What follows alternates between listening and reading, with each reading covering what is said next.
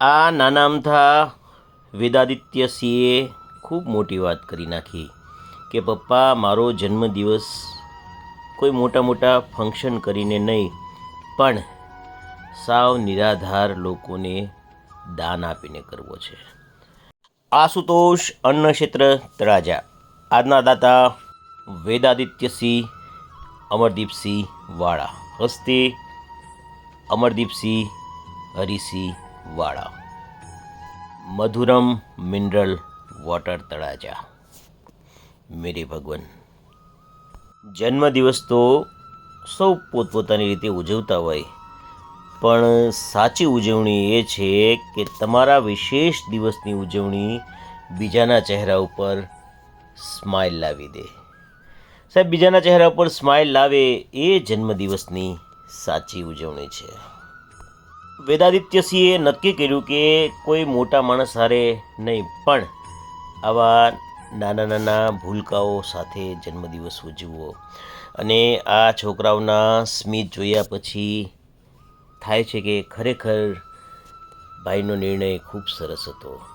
અને દુનિયાની કોઈ પણ પાર્ટી તમે મોંઘી કોકને ગિફ્ટ આપો, પણ જે આ સ્મિત છે એની બરોબરી કોઈ ના કરી શકે સાહેબ.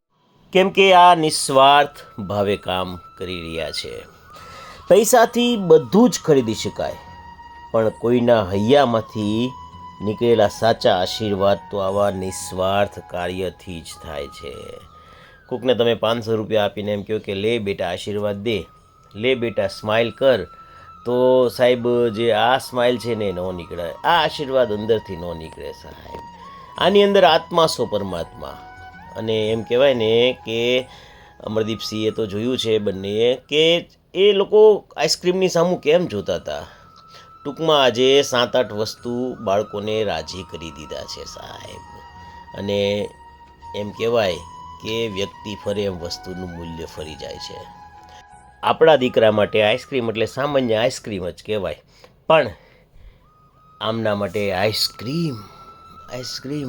અને મારા પિતાજીના પરમ મિત્ર એટલે કે અમરદીપસિંહના પિતાજી હરિસિંહ, અને અમરદીપસિંહ મારા પરમ મિત્ર છે.